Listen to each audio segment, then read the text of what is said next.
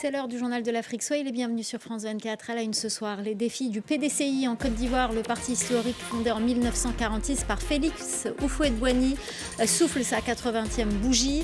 Il est à la croisée des chemins et doit de nouveau peser sur l'échiquier politique ivoirien. Nous serons à Abidjan dans ce journal. J-3 avant la présidentielle au Bénin. Elle se tiendra ce dimanche 12 avril. Patrice Talon s'apprête à quitter la présidence après 2 mandats au pouvoir. Une décennie marquée par un succès sur le plan économique, une croissance qui n'a pourtant pas profité à tout le monde. Reportage dans un instant. Enfin, cette polémique sur les réseaux sociaux au Sénégal, elle concerne le don du sang et elle prend de l'ampleur depuis la promulgation de la loi réprimant plus sévèrement l'homosexualité dans le pays.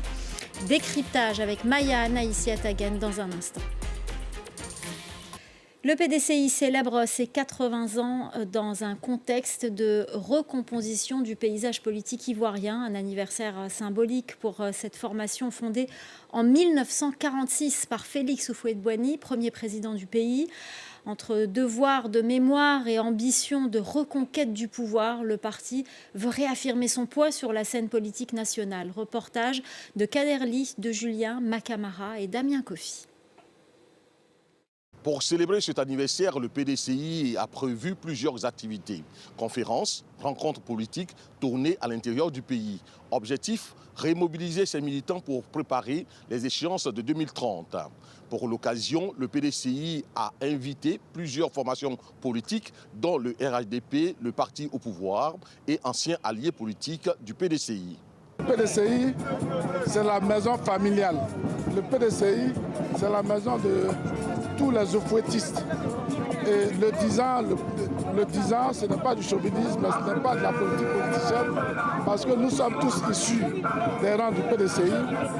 Souvenez-vous que le président de la République a été numéro 2 du PDCI. Derrière les célébrations, des défis persistent. Lors des législatives de 2025, le parti n'a obtenu que 32 sièges contre une soixantaine dans la précédente législature.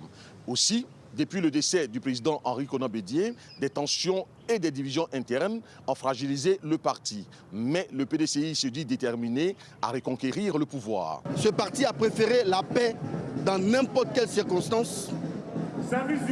Et donc, cette détermination va forcément créer un renouveau dans le microcosme politique ivoirien.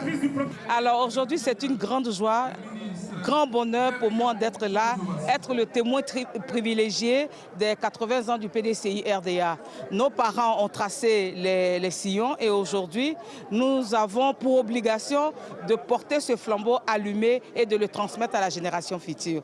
Pour le PDCI, ces 80 ans marquent une étape clé dans sa volonté de s'organiser, de se rassembler et surtout de peser à nouveau dans le jeu politique ivoirien.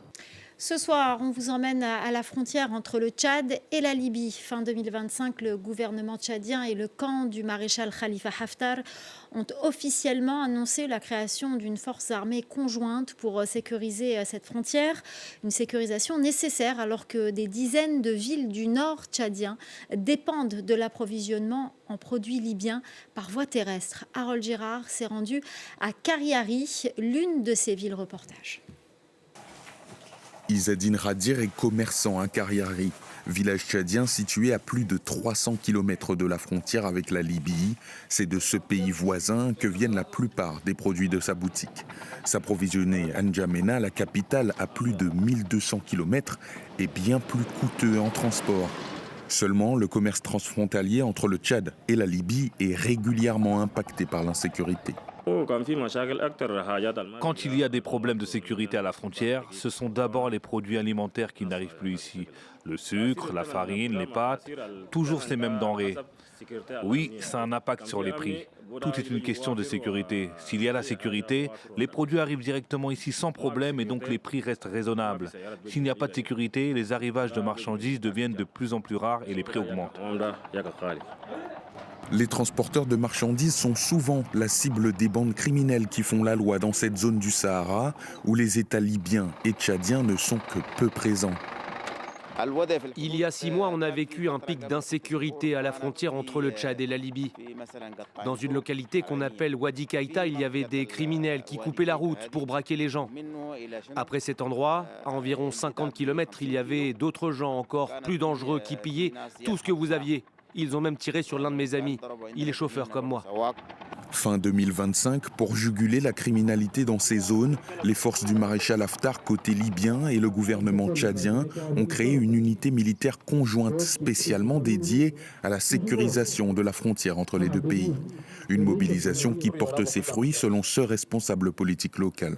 Les armées tchadiennes sont connues de leur prouesse et nous avons conjugué les efforts, le gouvernement a conjugué les efforts avec l'État libyen et elle est efficace, elles font leur travail, la frontière est sécurisée. Pour entériner une coopération sécuritaire désormais plus étroite avec les autorités de l'Est libyen, l'ambassadeur du Tchad en Libye a annoncé l'ouverture de consulats dans les villes de Benghazi, Saba et Koufra, toutes contrôlées en majeure partie par les forces du maréchal Haftar. Au Bénin, Patrice Talon s'apprête à passer la main après près de 10 ans au pouvoir. Une décennie marquée par une croissance économique soutenue et de profondes réformes, même si de nombreux Béninois disent ne pas encore en ressentir pleinement les effets. Reportage d'Emmanuel Sodji, de Jules Akabassi et Marzouk Bankoli. Tant qu'il reste un Béninois qui n'a pas encore senti les fruits de la croissance dans son ménage, c'est qu'il reste encore du travail à faire. Romuald Wadani, le candidat à la succession de Patrice Talon et actuel ministre de l'économie et des finances, le reconnaît lui-même. La redistribution des richesses reste un important chantier au Bénin. Et pourtant, les chiffres sont bons. 7,5% de croissance en 2024 selon la Banque mondiale, une confiance des investisseurs en hausse et une dette maîtrisée. Pour certains, la modernisation du pays a ouvert des opportunités dans de nombreux secteurs. C'est le cas d'Ansbert Abalo, 34 ans. Il dirige Robo Evans, une start-up dans l'événementiel, devenue en quelques années un acteur important dans le numérique. L'écosystème béninois, depuis quelques années, a évolué sur le plan du numérique, en tout ce qui est cadre légal. Le Bénin aujourd'hui dispose de son data center national. Les avancées aujourd'hui qui permettent à un entrepreneur de faire son ascension de façon fulgurante. Pendant qu'une nouvelle génération d'entrepreneurs émerge, certains peinent encore à voir les effets du dynamisme économique du pays. Sur le papier, le chômage reste faible, un peu plus de 2%, mais sur le terrain, près de 72% des actifs vivent en situation de sous-emploi et les jeunes sont en première ligne. Comme cette diplômée en banque finance. Faute d'opportunités, elle s'est tournée vers la vente de fripes. Malheureusement, peu importe ce qui est fait, moi je ne suis pas encore bénéficiaire ou je n'en ai pas encore bénéficié. Être inséré, il y a beaucoup de jeunes qui ont des diplômes, qui sont conducteurs de taxi-moto, qui sont en train de charger les bagages même dans le marché. Malgré des performances économiques solides, une grande partie de l'emploi reste informelle au Bénin. 9 actifs sur 10 sont concernés selon la Banque mondiale. Charlotte Wessou en fait partie. Vendeuse de fruits, elle élève seule ses enfants depuis le décès de son mari. Ses revenus restent faibles. Mon enfant a eu le bac, mais je n'ai pas les moyens de payer l'université. Je faisais des prêts en microfinance, mais je ne vendais pas assez pour rembourser. Romuald Wadani, le candidat du camp présidentiel, affirme que le Bénin a créé de la richesse. À présent, il faut mieux la partager. En face, son adversaire, Paul Lungpei, lui, il met la justice sociale au cœur de son programme. Il veut faire en sorte que tous les fruits de la croissance bénéficient à l'ensemble des Béninois.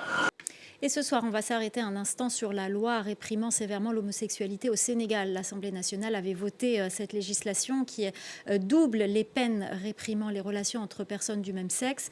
Elles sont désormais punies de 5 à 10 ans de prison. Une loi promulguée sur fond de vagues d'homophobie et d'arrestations d'homosexuels présumés. Et sur les réseaux sociaux, cette affaire a pris de l'ampleur. Et entre deux chroniques de fact-checking pour Info Intox, Maya Naïs Yatagan nous rejoint sur le Journal de l'Afrique pour nous parler de cette psychose qui a agité le pays autour du don du sang, Maya. Exactement. Alors tout est lié à l'affaire Pape Cheikh Diallo, du nom de l'animateur, du célèbre animateur sénégalais qui a été arrêté en février dernier. Plusieurs personnes sont accusées, je cite, d'actes contre nature, comprenant de relations homosexuelles et de transmission du virus du sida, du VIH, de manière volontaire. Ça a donné lieu à une première vague de psychose avec un certain nombre d'influenceurs et de personnalités qui ont publié sur les réseaux leurs tests de dépistage du sida, négatifs évidemment, pour disculper par exemple toute présomption d'homosexualité ou d'être porteur du virus du sida.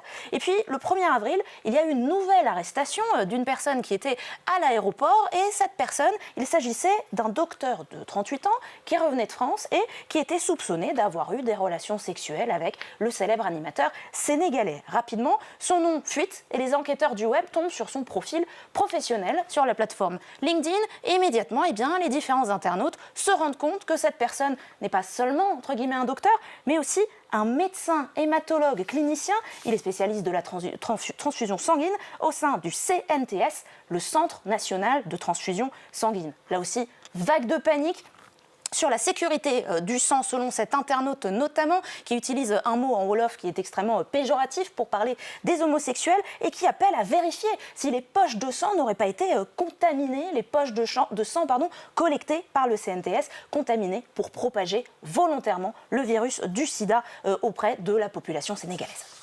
Alors qu'en est-il vraiment, Maya ? Eh bien, la direction du CNTS a immédiatement publié ce communiqué que vous découvrez derrière moi, où ils essayent de rassurer, d'expliquer qu'il y a des protocoles rigoureux, standardisé et indépendant des individus.